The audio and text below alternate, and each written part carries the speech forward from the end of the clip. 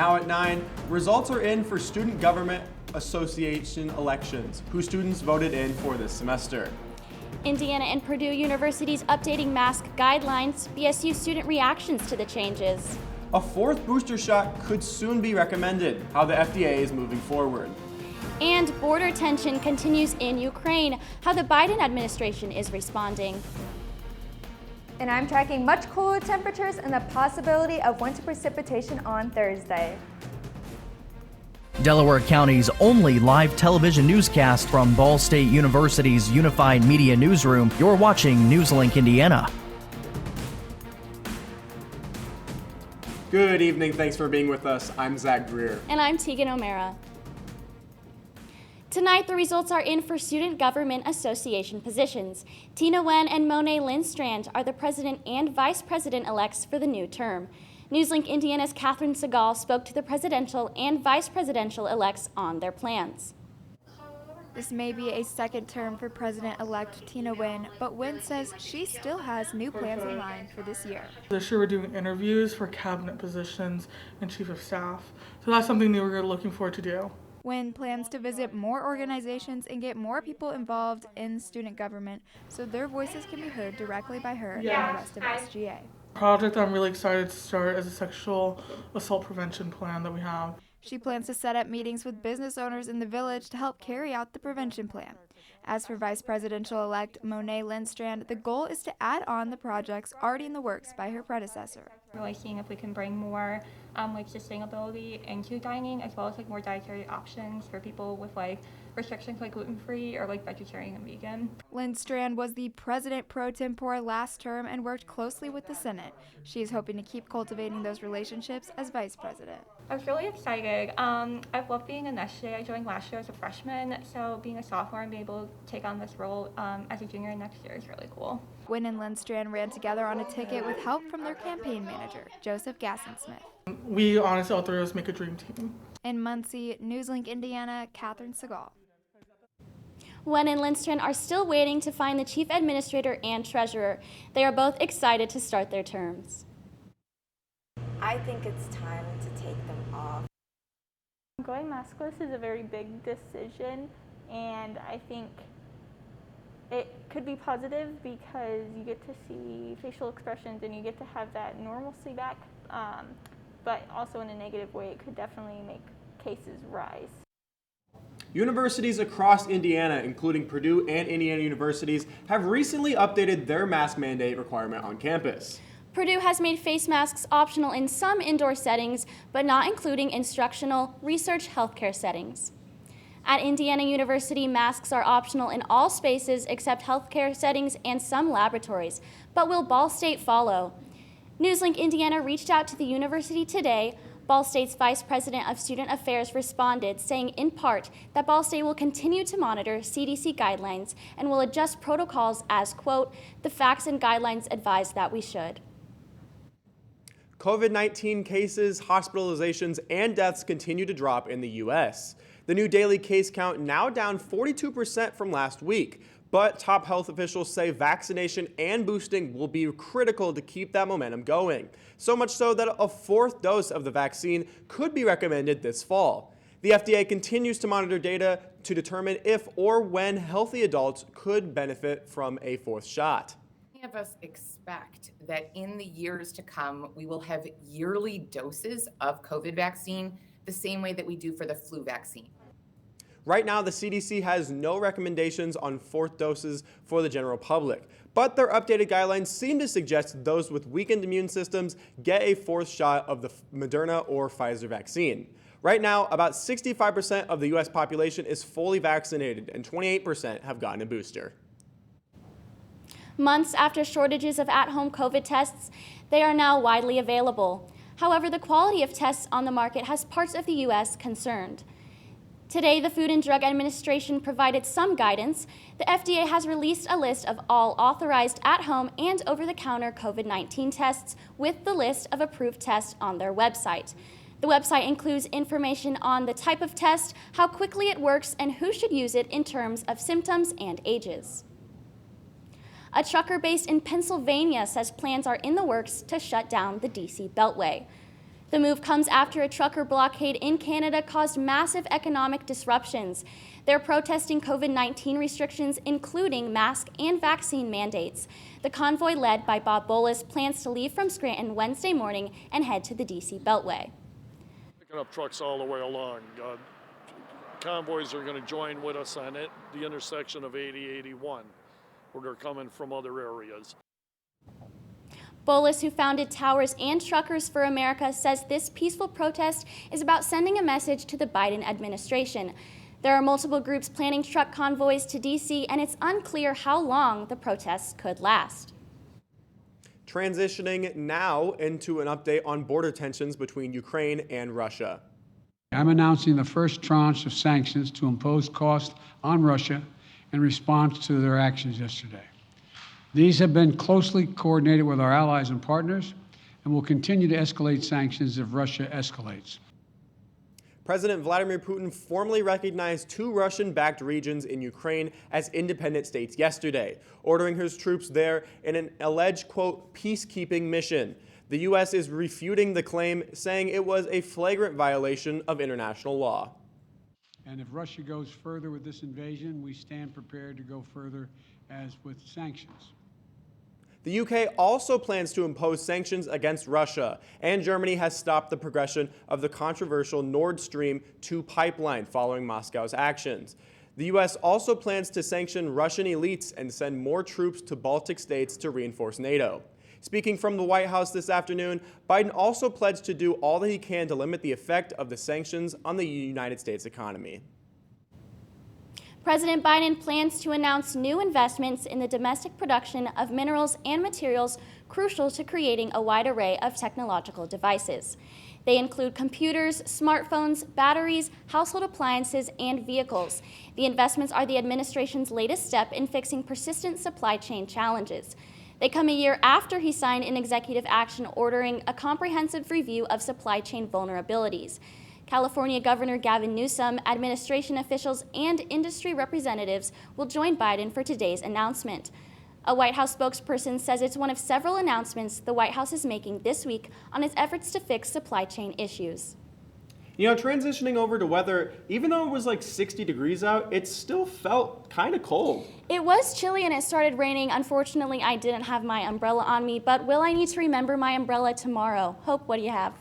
Well, Tegan, thankfully you won't need your umbrella tomorrow, as we will have a dry pocket tomorrow. As for right now, those rain showers have pushed off eastward, leaving us with mostly cloudy conditions, but those cold temperatures are on their way as a cold front is pushing through the area. Right now we're sitting at 41 in Muncie, 36 in Indianapolis, and in my full weather forecast, I'll be tracking just how cold it will get tonight, along with a wintry mix on Thursday, and then those cold temperatures into the remainder of next week. Thank you, Hope. A verdict has been reached in the Ahmaud Arbery trial, what that means for the men involved. Plus, AT&T's network changes, how it can affect your devices next.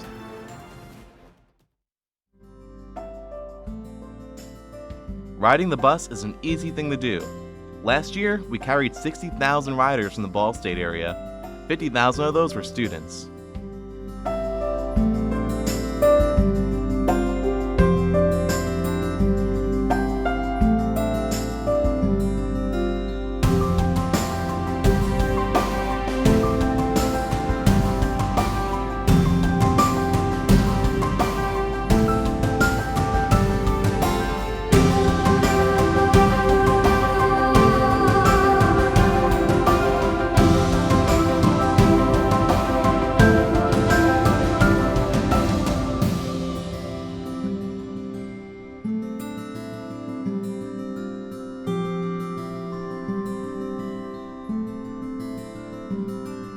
Anywhere you want to go, MITS will take you there.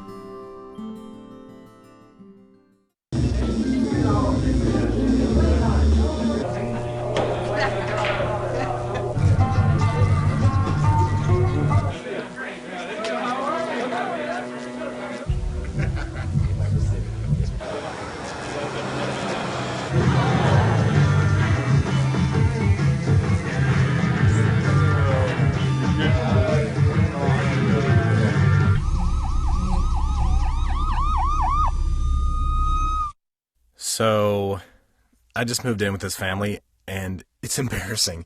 The little one, he likes to go outside and crawl around in the giant litter box. I don't know what he's doing. I mean, I was born and I knew how to use the litter box. Look at that! That's disgusting! Oh, poop already! You're making me nervous. Oh, okay, I can't look at this anymore. I really hope he grows out of this, for his sake. Welcome back. The 3 white men who killed Ahmaud Arbery were found guilty on all counts in a federal hate crimes trial. Today, Travis McMichael, Gregory McMichael, and William Roddy Bryan were convicted of interference of rights, a federal hate crime, and attempted kidnapping. The McMichaels were also found guilty of an additional firearms charge for using and carrying a firearm during a crime of violence. The jury found that the men attempted to chase Arbery and attempted to unlawfully confine him using their trucks as he jogged through their neighborhood outside of Brunswick, Georgia in February 2020. All 3 men could now receive sentences up to life in prison and heavy fines for federal convictions. They're currently serving life sentences after being previously convicted of murdering Arbery in a separate state trial, although they have said they plan to appeal. A new study indicates gun deaths in the U.S. have overtaken car crashes in terms of numbers of years of life lost due to trauma-related deaths. It's important to note that the study measures mortality in total potential years of life lost. The research examined data from the CDC between 2009 and 2018. It found that in 2017 alone, there were 1.44 million years of potential life lost due to firearm deaths. In that same year, motor vehicle crashes caused a loss of 1.37 million years of potential life. The calculations were broadly based on the average U.S. life expectancy of 80 years. Elon Musk reignited his ongoing fight with the Securities and Exchange Commission. The CEO of Tesla is accusing a SEC staffer of leaking some of the findings of an investigation. The allegations, which were made in a court filing, do not describe what information may have been released or name the person who allegedly did it. Musk's legal team is requesting an investigation into the SEC's probe into Tesla, calling for records and devices to be preserved. The SEC claimed in a letter to the judge that it has not done anything improper. Officials there also declined to comment on Musk's filing. The Internal Revenue Service has an alternative for the facial recognition program used to verify a taxpayer's identification. ID.me, the IRS's facial recognition vendor, has drawn criticism from civil liberty groups that say the program could harm the privacy of its users. In a statement, the IRS said people can now do a live virtual interview with agents without the use of biometric data. For those who still use the first program, IRS officials say biometric data will be deleted once a taxpayer account is created. AT&T's 3G network is shutting down today. Other carriers are following suit later this year, and it won't just impact older phones, but also common devices you probably own. That's because a range of products require updates to continue working. That includes some home alarm systems, medical devices like detectors, and in-car crash notification and roadside assistance systems like OnStar. If left unaddressed, the stakes could be high in certain cases like vehicle systems not being able to contact first responders after a crash. To avoid a disruption of service, businesses are urging customers to upgrade or replace some products and services before they drop connectivity. Home prices hit a high not seen since the Reagan administration. They shot up 18.8% last year, according to the S&P CoreLogic Case-Shiller U.S. National Home Price Index. Experts say price gains were seen nationwide in 2021, but the South and the Southeast saw the biggest spike, with both above 25%. Phoenix had the highest annual gains in December, a place it's held for nearly 3 years. Tampa took second place, followed by Miami. Home prices may be increasing, but will the weather increase? Hope, what do you have for us? Unfortunately, we will be dropping in temperature into next week. I'll have all the details after the break.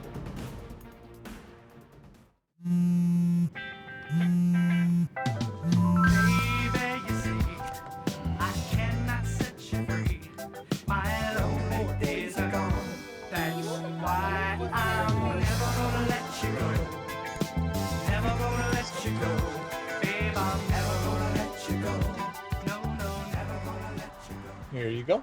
Thank you. Thank you. Never gonna let you go. Never gonna let think it's just vapor with flavor. It won't hurt my kid like cigarettes, right? Vaping is safer than smoking, isn't it? There's really not even that much nicotine in them, right? My kid? My kid knows it's dangerous. Get your head out of the cloud. Today, nearly 8,000 kids will start vaping, maybe even yours. Learn about the dangers at talkaboutvaping.org. Emotes say a lot, but they can't say it all. Think your guildmate is struggling? Try these dialogue options.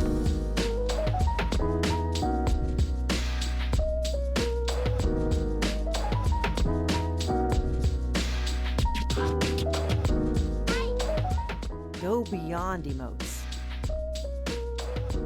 Check in with your guildmates at seizetheawkward.org.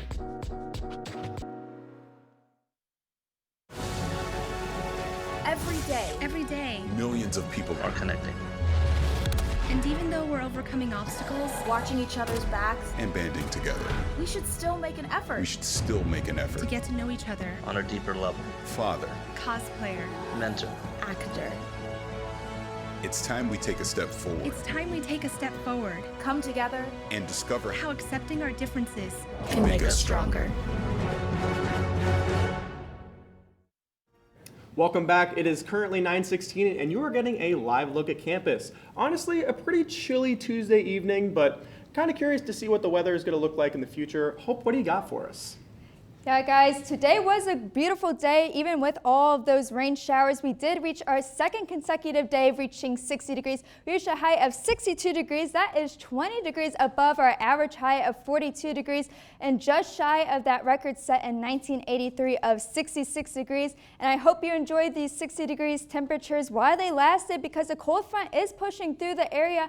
Looking at our 24-hour temperature change, we are 15 degrees below what we saw this time yesterday here in Muncie, 26 degrees colder over there in Champaign as that cold front is pushing through. Looking at those current temperatures, you can see this defined line of where that cold front is pushing through. 41 here in Muncie, still nearly 60 degrees down in Cincinnati, and then below freezing over there in Champaign as they're sitting at 28 degrees at this hour. Tonight we'll drop down even further in temperature. At 11 p.m. we're sitting at 36 degrees and dropping 10 more degrees by 5 a.m., reaching our low of 26 degrees.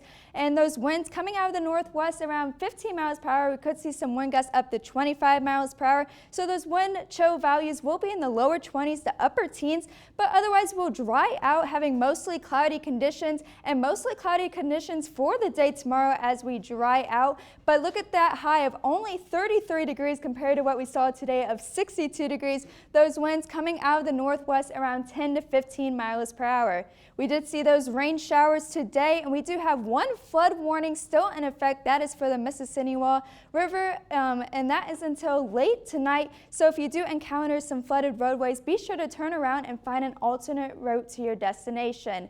And looking at radar, those showers have pushed eastward, leaving behind those mostly cloudy conditions, but we are tracking another system into the area, and we'll start to see some snow showers move into the area late Wednesday night, especially for our northern counties. These will be pretty isolated, and they will start to clear up by Thursday morning. And then here comes that big bulk of that snow and wintry precipitation by Thursday afternoon, just off to our west at 2 p.m., but then they'll push through our area, especially around the evening commute. So if you are headed home around that hour, be sure to take it easy out on the roadways, as roadways could become hazardous, especially with some snow. And then here in that pink is that mixed precipitation that includes some freezing rain and ice and snow all mixed in, and those will push eastward but continue throughout the area, becoming more isolated overnight and then clearing up by early Friday morning, leaving us with mostly cloudy conditions for your Friday afternoon.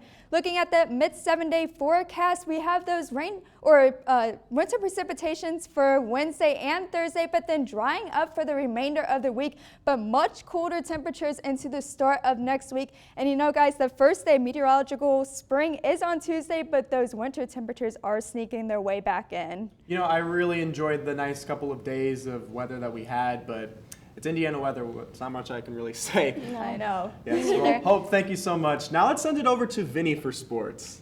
Hey, thanks, guys. Ball State gymnastics seniors ending their time at Worthen Arena with a big splash. And Ball State women's basketball picking up a big win. Next in sports. Here's your sandwich, miss. Oh, thank you. And your burger. Awesome, thank you. And your bowl of boiling water, sir.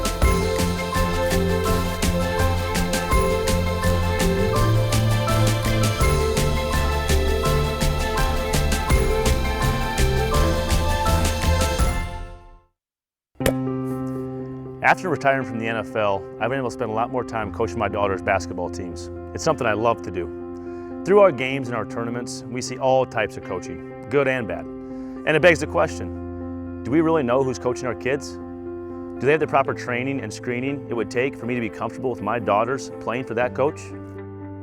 Our Youth Basketball Association made the decision to use trusted coaches to screen and train all of our coaches. I'm a trusted coach. Are you? So if one cat has 4 kittens who reproduce every 6 months, how many cats will there be in 5 years? Who's got it? Is this... What is that? Seriously? Who threw that? Cats are terrible at math, but they sure do multiply. Please spay, neuter, and adopt. The solution is 10. Welcome back to Newslink, Indiana. I'm Vinny Motorano with sports. Tonight, U.S. Soccer and the women's national team coming together to solve the issue of equal pay. According to a joint statement, the agreement is contingent on a new collective bargaining. Part of this deal includes U.S. Soccer paying $22 million and another $2 million to an account dedicated to players' post-career plans, as well as charitable organizations and efforts for girls and women's soccer. Going forward, the men's and women's national teams will receive an equal rate of pay for matches and tournaments. And moving to the court, Steve Shindell, the PA announcer for men's volleyball, creating the craziest nicknames for the players on the floor. Newslink Indiana's Daniel Keene took to Worthen Arena to find out how the names came about.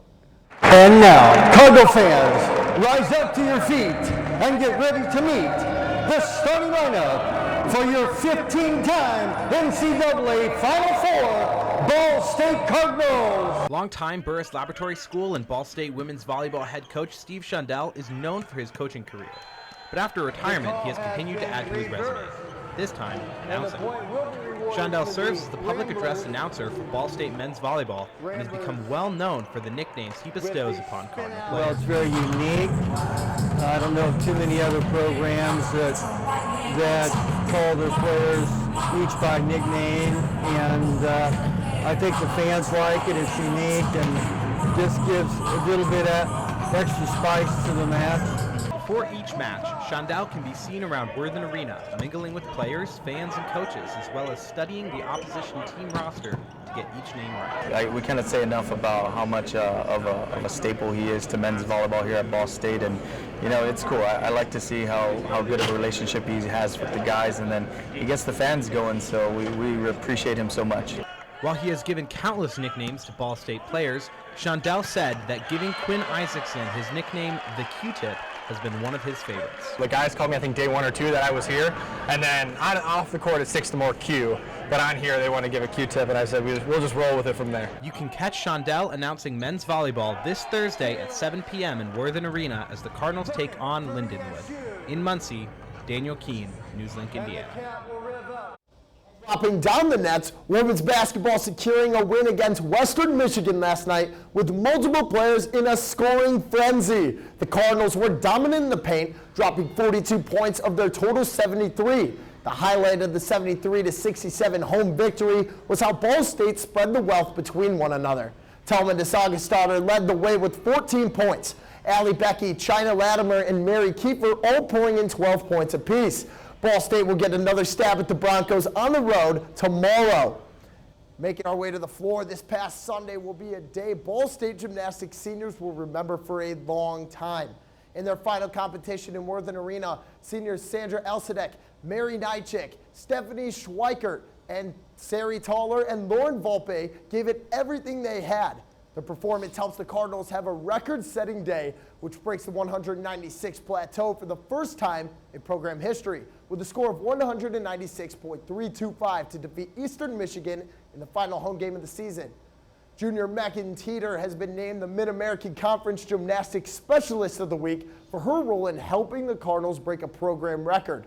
Altogether, Ball State gymnasts win 3 of 4 events, which includes the top 6 routines in the second best floor rotation in program history with a score of 49.4. And guys, you have to admire what the gymnasts can do out there with the balance and flexibility. I know I don't have that. I definitely don't have that either. I don't think Tegan I does. might. Well, Vinny, thank you so much. After at our anchor picks. And one final look at weather. Stay with us.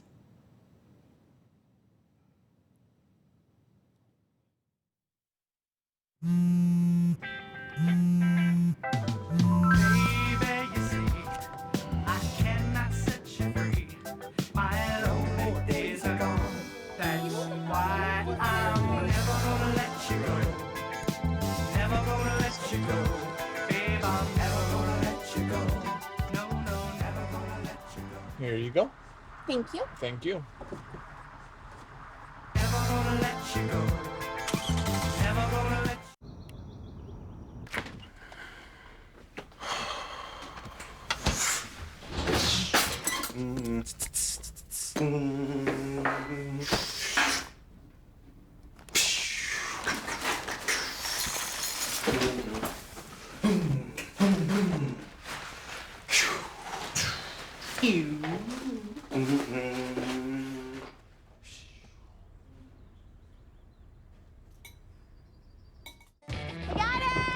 Hi.